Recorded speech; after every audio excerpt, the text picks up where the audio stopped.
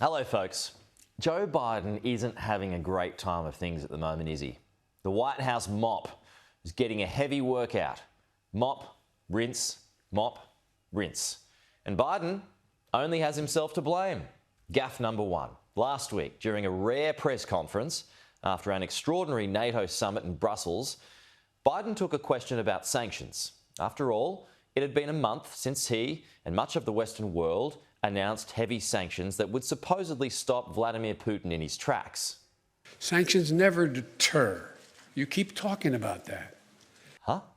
We keep talking about that. Mate, it's what your own administration is talking about. The purpose of the sanctions has always been and continues to be deterrence. The purpose of the sanctions, in the first instance, is to try to deter Russia from going to war. The president believes that sanctions are intended to deter. They're meant to prevent and deter a large-scale invasion. We want them to have a deterrent effect. The sanctions are designed in the first instance to try to deter Russia from taking further aggression. As well as our efforts to both try to deter Russia through sanctions. If you pull the trigger on that deterrent, well, then it doesn't exist anymore as a deterrent. Gaffe 2.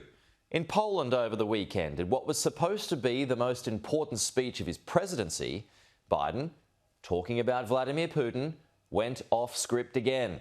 For God's sake, this man cannot remain in power.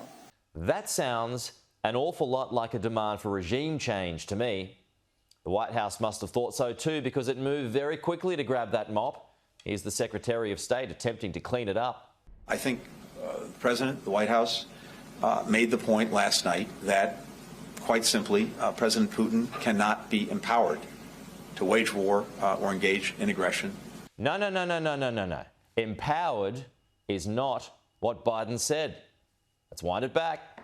For God's sake, this man cannot remain in power. This man cannot remain in power, is what he said. And, unsurprisingly, Vladimir Putin leapt on it. It plays into his hands perfectly, proof that the US and NATO are working to destabilise Russia. That's his view.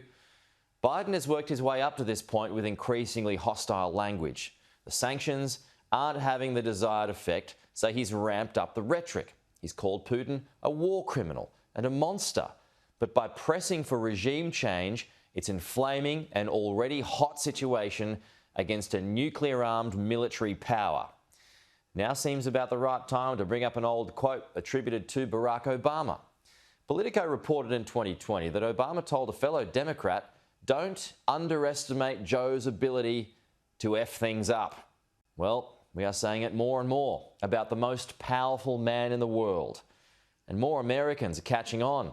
Polls have dropped to new lows, with Biden now at 40% approval, according to NBC.